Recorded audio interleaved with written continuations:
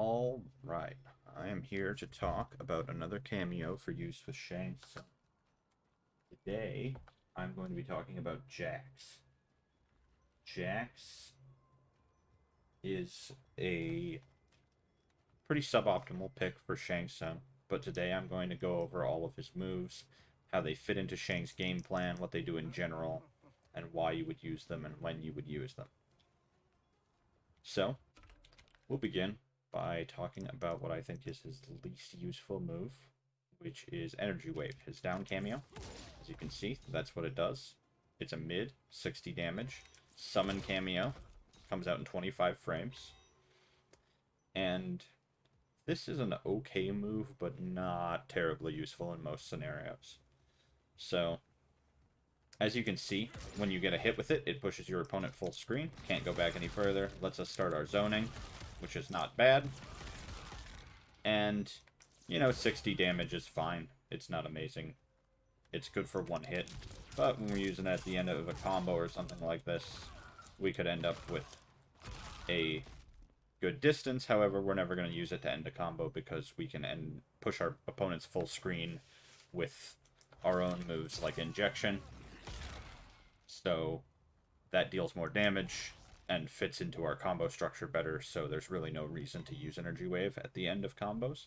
What we're going to do is use it on block, because it's a mid, and it is -3, and at this distance, which is just past sweep distance, and in fact even past just within our overhead distance here, depending on how we used our strings before we used Energy Wave, this is basically neutral. So, if you did something like this, stopped at the bows, then you're actually just in sweep distance at -3, which means that you probably need to block here in case your opponent tries something, but you're not at one of the worst distances for Shang Tsung. If you wait until the claw comes out for forward 4, 1, 2, 1, instead of forward 4, 1, 2, then you're at this distance, which gives you no sweep and basically resets neutral. And the fact that you're in range of your little overhead sometimes means that it's actually better for you than it is for your opponent in all likelihood, because that's a low crush. So if they try to poke you at this distance, which is what a lot of people will do, they'll get hit. So even though you're -3, it's basically neutral on block because of the spacing.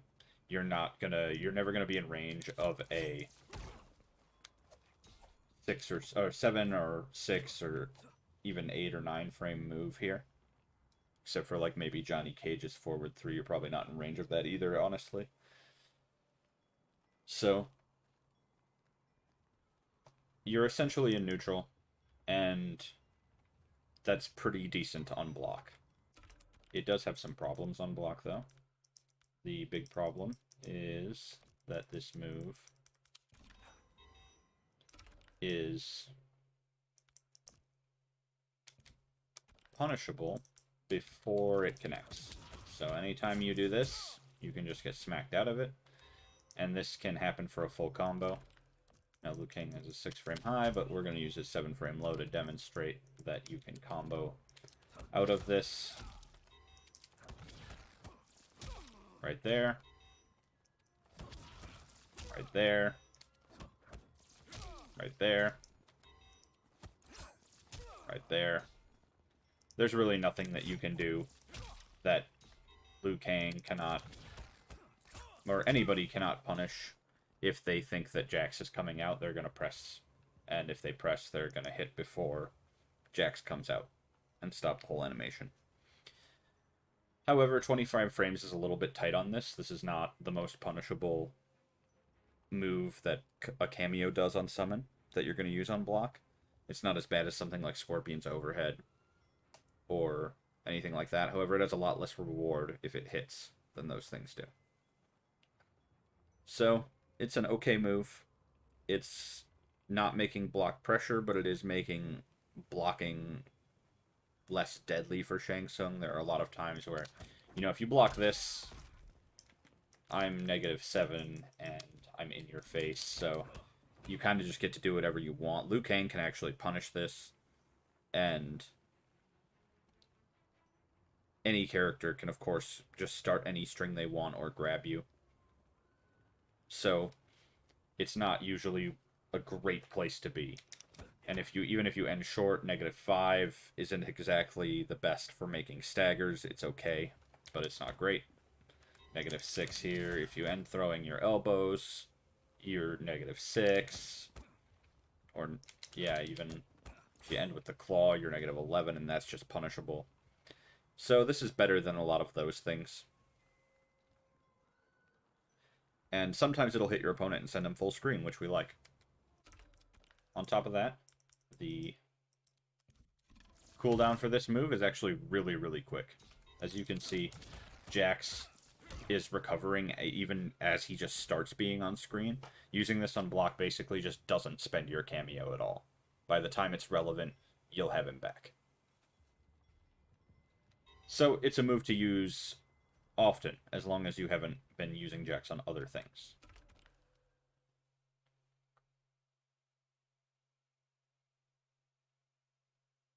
This move is also Jax's invincible wake up. So, if our opponent was to try and meaty us,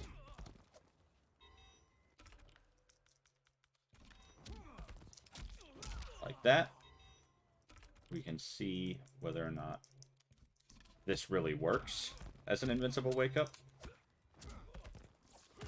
And the answer is basically yes. Most meaties, it's going to hit. It's not so slow that it gets knocked out of its own move, like a few of the invincible wake-ups, like Kano's Eye Laser, for example, which almost never works. This works most of the time. It is, however, going to change properties if your opponent blocks it. So, when you use an invincible wake-up, usually its frame data changes if your opponent blocks this instead of blocking it normally. And as you can see, it's -18.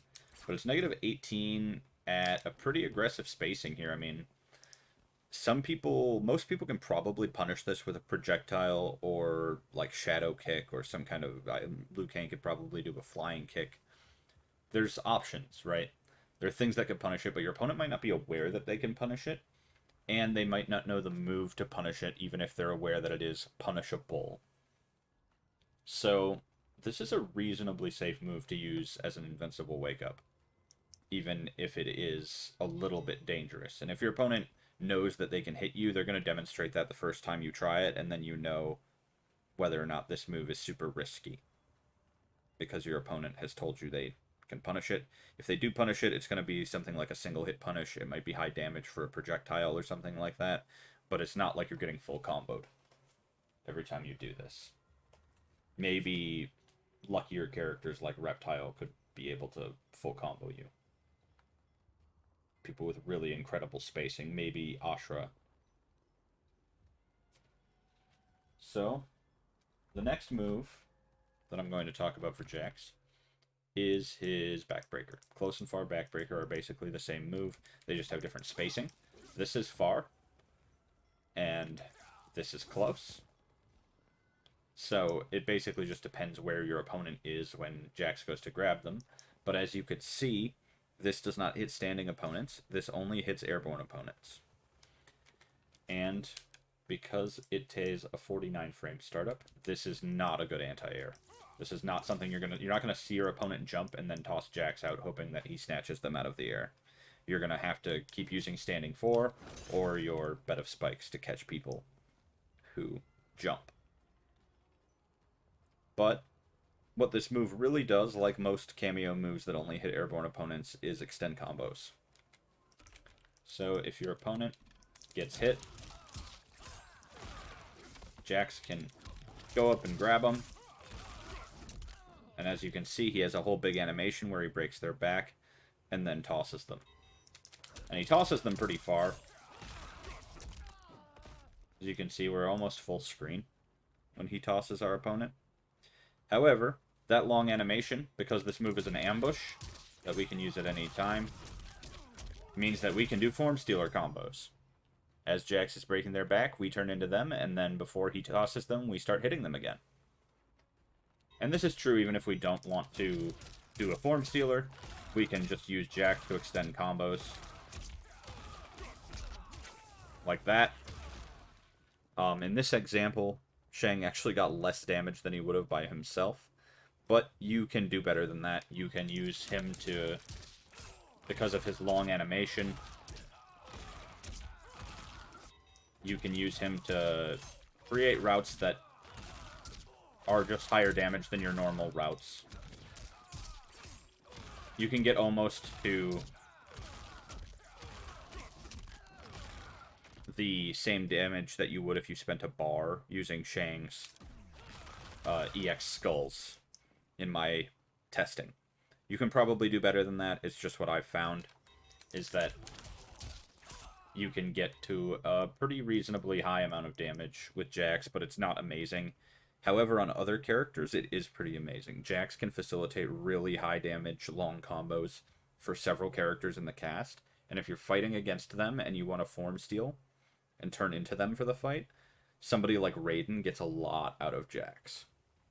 So, it can be very good for situations where you're up against the right matchup.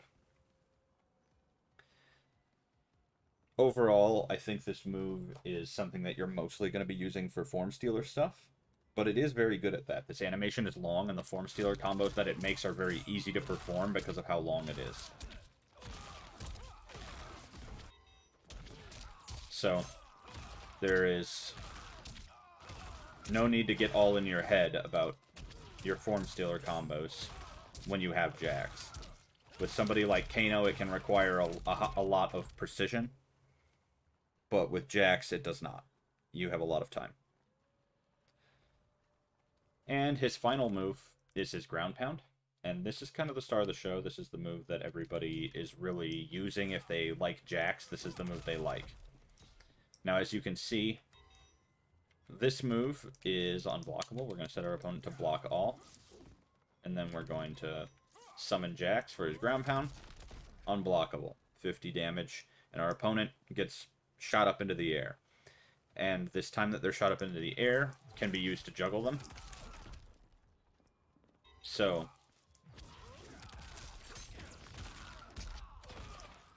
you can do combos that are a little bit like that.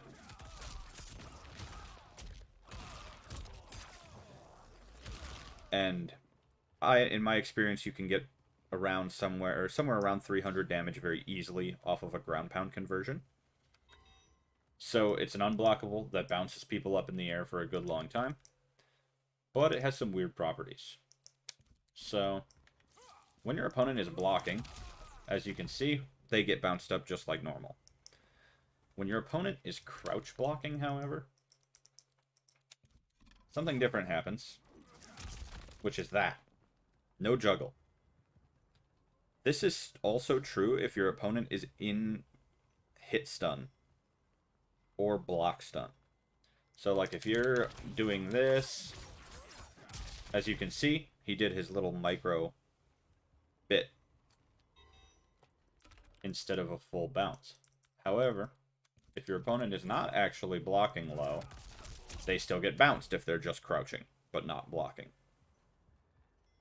So, if your opponent knows that crouch blocking Jax keeps them from getting juggled, they still take the Jax damage, which is still 50 damage. It's nothing to scoff at. But they can get out of the big traps that people are able to set up. People like Kung Lao, sometimes Raiden, and Sindel all set really good traps with Jax. Kitana can do stuff too.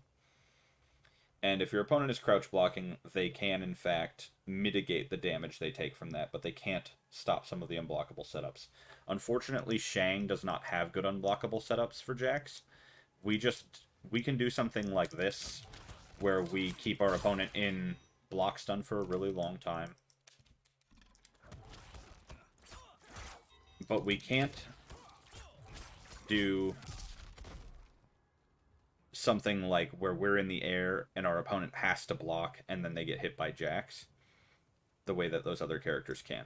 So when we do that, we're getting hit, as you can see, because Jax will hit us and the opponent. He has friendly fire. He does less damage to us. He does 20 damage to us and 50 to them. And if you combine that with something like the large chip damage that Shang can deal. This is a very good trade for us, but it is basically resetting neutral with us being close to each other, and it is a trade. We're just taking a little less damage than our opponent. We're not just winning.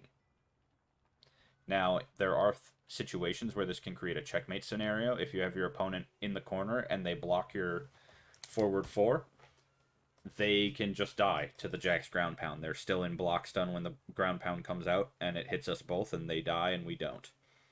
So, that is one application of it that comes up every once in a while, and for Jax in particular, it comes up more often than a lot of other people who can make checkmates. A Kameo like Cyrax can also make checkmates, but it's a lot harder to execute. Jax is very easy because ground pound is an ambush, and I can move around freely while Jax is doing this. Another feature of this, as you can see, is that if Jax doesn't hit the opponent, he will continue using ground pound up to 3 times until he hits the opponent. So you can see, even if he hits Shang, he will try to ground pound again. Now because he hit Liu, he leaves. So, this can be good and this can be bad. If your opponent dodges the first ground pound, and the ground pound hits you instead, there are 2 things that can happen. Your opponent can get the full combo off of the ground pound, because the ground pound bounces me up for a combo just the same as it bounces my opponent. If they do that, the next ground pound will probably break the combo and hit them for 50 damage without hitting me, because I'll be airborne and they'll be getting hit. If they're clever, they might find a way to not be on the ground when that happens. Like if Liu Kang ends his combo with his bicycle kicks, he will not be on the ground. And I actually will be, so I would take the damage again from Jax's ground pound. And that would be really, really bad. But if your opponent doesn't have the timing down or isn't aware that this is how it works, or hasn't thought it through well enough, they may well be on the ground getting hit and breaking their own combo. But you did just give them free damage on you and made it a bad trade for you instead of a good trade, which it normally is. The other thing that can happen is that your opponent knows what's up, and they will hit you once, let you wake up into the ground pound again while they're jumping, and then hit you once, and then let you wake up into the ground pound again. And that turns into a really bad situation for you, where you just got hit by 3 ground pounds, 2 of your opponent's basic moves, and then if they were good, a full combo off of the 3rd ground pound. And there are situations where you can be completely locked into this. If your opponent dodges the first ground pound and you get hit, you could very well be locked into all of them by a good opponent. So be aware that you are taking a meaningful risk when you use ground pound, and if opponent ever demonstrates that they're able to optimize their damage off of you getting hit by your own ground pound, that you should never call this move again, because you will die if you try that twice. And it's really, really bad when it happens. It's also very slow to start. As you can see, this move takes, it says 100 frames to start up. Because it's an ambush, this isn't that big of a deal, but it's a big deal for a lot of characters because they don't have moves that can hold someone in block stun this long. Shang actually does because of his spinning spikes, but many characters don't. So when you form steel into them, ground pound may become less powerful. It may become more powerful depending on who you stole. So this move can also create good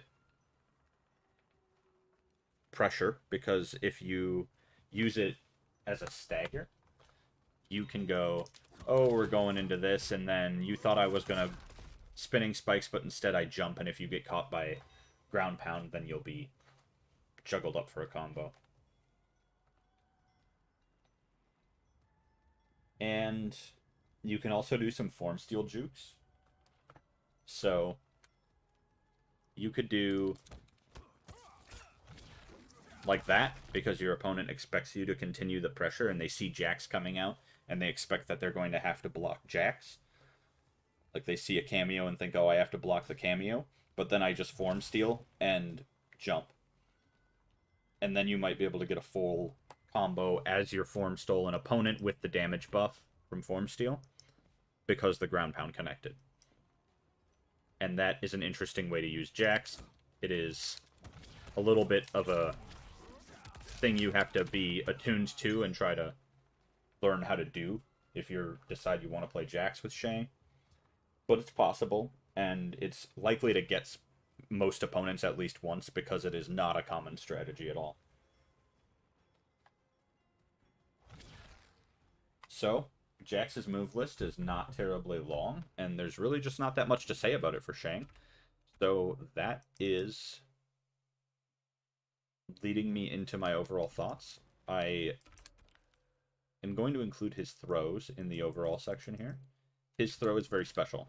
His throw, as you can see, it normally does 110 damage, which is standard throw damage, leaves us at like a little bit further than default starting distance. But it can be amplified. There it is. That's one amplify for 160 damage, and we did a side switch. But it can be amplified again for a second bar of meter, up to 210 damage, and leaving us in the normal throw position. Which means that this is the strongest throw in the game, as long as you're willing to spend meter. It's actually a little bit slightly weaker than Cyrax's 2-bar, but if you spend 1 bar, this is the best throw that you can get for a single bar. So, yeah, 160 damage for 1 bar off of a grab is not bad at all. Now, Jax is also often used to get throw combos by using his backbreaker. I am not confident that you can do this with Shang. Doesn't look like you can. I'm trying all the timings I can think of, and it's just not happening. It is possible that there's a timing in there somewhere where Jax can grab Liu Kang out of the throw. If he can grab him, even though Shang will go into a weird hit stun animation because his throw was broken, you will still be able to get a combo because Jax's animation takes so long. So, my overall thoughts are that Jax is a pretty weak pick for Shang Tsung. He doesn't give us any answer to crushing projectiles. He doesn't give us answers to projectile immunity. Ground pound actually counts as a projectile. So, if we have our opponent do this,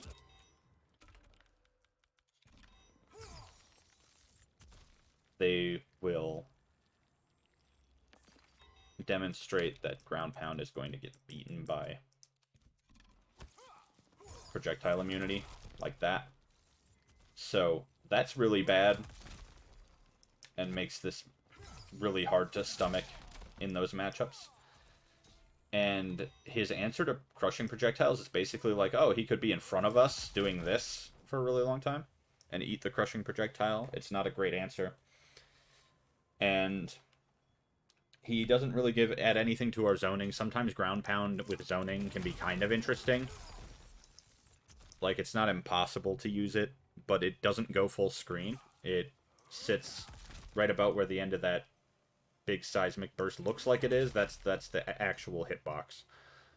So it's big, but it's not full screen. And we like to have our opponents full screen, and he just doesn't help us there. His far backbreaker doesn't reach full screen, so we can't get combos off of it that way.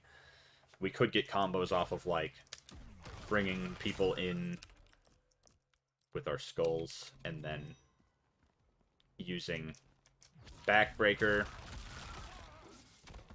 That's definitely possible, but it probably won't yield much better damage than what we get already off of those combos, because gravity scaling is our true enemy, not damage scaling.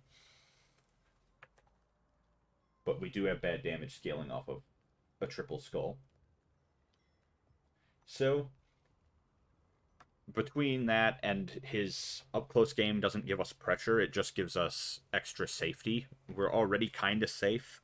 Getting extra safety is a lot worse than getting pressure. What we really wanted was pressure, and we don't get that from Jax. We don't get zoning potential from Jax. We get weirdness from Jax.